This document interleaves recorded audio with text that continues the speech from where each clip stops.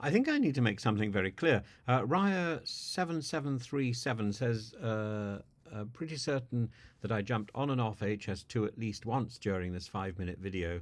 I've lost count of for how many times that makes for this week. What's more, he seems to have got so muddled that I doubt even he knows whether he's still on board or not. Right.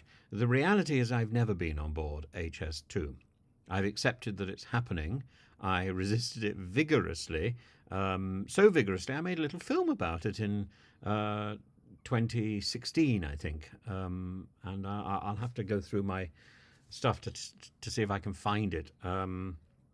And I was very keen to find anybody, any political campaign that was out to stop HS2. I had friends in the countryside who were horrified that their farms and houses were being bought. They were under compulsory purchase orders, and they were resisting every inch of the way. And their properties were devalued because they would be on the edge of a railway. And there's a certain NIMBYism about this.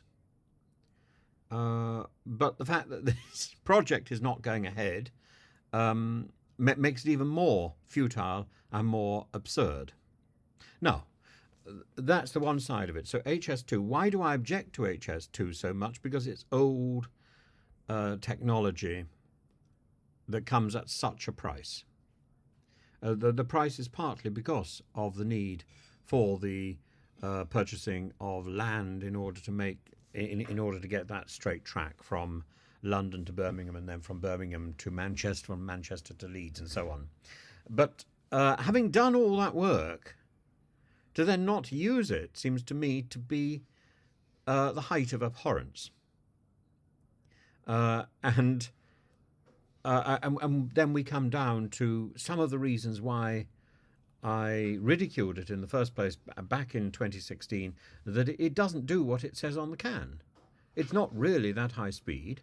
It's not going to go from London to Birmingham, or from Birmingham to London, because it's not going to quite reach either end.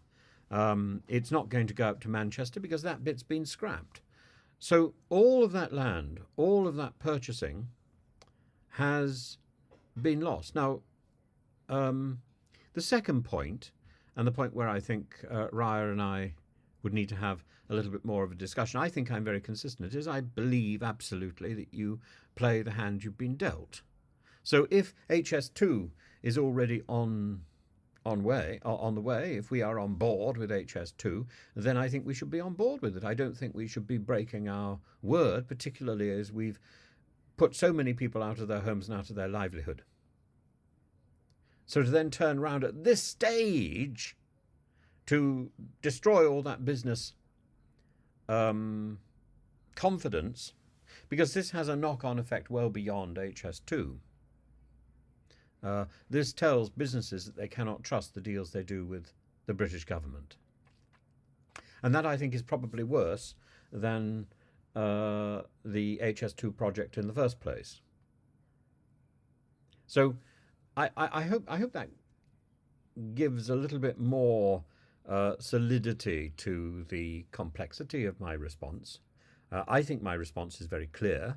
I'm sorry I've not made it clear, but there's part of the problem on YouTube is people expect a certain tribalism, and they expect that you take the same view as everybody else in your particular tribe. I don't like the tribalism. I reject the tribes. I think one should make up one's own mind. I think one should be clear about what that is. And if that happens to be, if you happen to be straddling two views, you straddle two views.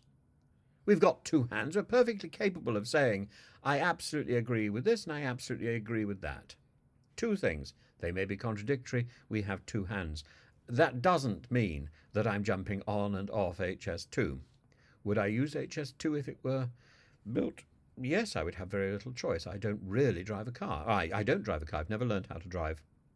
I've never had the time or the money to afford lessons at the same point. And now I think it's all a bit late, and I just don't think I'd have the patience to sit down and learn a new bag of tricks like some sort of performing monkey. I did have one lesson once, when I was standing to be a counsellor in, in the local area in Daventry, and the instructor, who may well have been somebody who knew who I was, decided to take me for my first lesson down a road which had 3 schools in a row, and this was about 3:15 or so, and he said, "We'll just drive down this."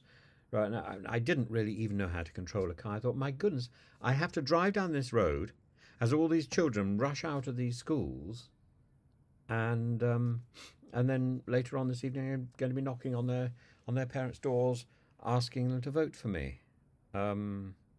What if I ran over? I was terrified. And by the time I got out of the car after that lesson, I never really wanted to go into a car again. And he told me, I had to practice with a dining plate. I thought, to hell with that. I'm throwing away the dining plate, the set, and the car. I never want to do this. And I've stuck to my guns on that. So I don't want to learn how to drive. And that means during the strikes, I've ended up in ridiculous positions where I've had to pay for taxis, where trains have not run, and I can't turn around and say, "Oh, wonderful! I have an extra day at home." I don't do that sort of work. If I've given my word to go to some sort of festival and compare something, to go to a concert and compare something, I do it because there's lots of other people depending on that, or go to a show and appear in it. I do it, and if that means I have to walk to the theatre, I walk to the theatre, because I've given an undertaking, and I'm not on strike. Do I support people who are on strike? Well, I think they have a right to withdraw their labour, but I think at the same time, this is where government ministers should take responsibility, because it's not just the transport minister who is involved in these sort of striking railways or car problem, motorway problems. It's also every other ministry involved, particularly the arts, who are severely hampered by strikes of any form. We saw the other day how Just Stop Oil attacked a production of Les Miserables. Why they'd be doing that, God knows, because some theatre barely scrapes through. And you've got to ask now, is the box office going to return all those tickets? That certainly isn't a confirmed fact, number one. And number two, are all those people who, some of whom will never get a chance to go up to London to see a show again. I wish they'd chosen a better show, because Les Miserables stinks, but it's in the name, isn't it? Miserable. But it's so unbelievably sad when somebody's hard-earned evening is wrecked in that way. Did the Just Stop Oil people, was it worth it? Well, they certainly got more publicity for that than gluing themselves to the pavement. But I hope that doesn't presage a wave of attacks on theatres. I think what it is going to do is it's going to mean that going in to see a show now will involve really quite an extensive search. There will almost certainly end up being airport-style security in and out of theatres. There already are in some theatres, if you recall. I've been into some theatres where I've had to go through airport security to get in, and it's really frustrating. And I'm not sure what security will be actively looking for. And I'm sure, having bitten this bullet, I'm sure Just Stop Oil and the likes will now see this as a great opportunity. But I think it's a sad and regrettable opportunity, and it's targeting the wrong sort of people.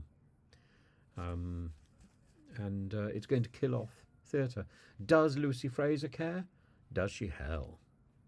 All she's interested in is the next leg up to high power. This is not somebody who cares about the arts.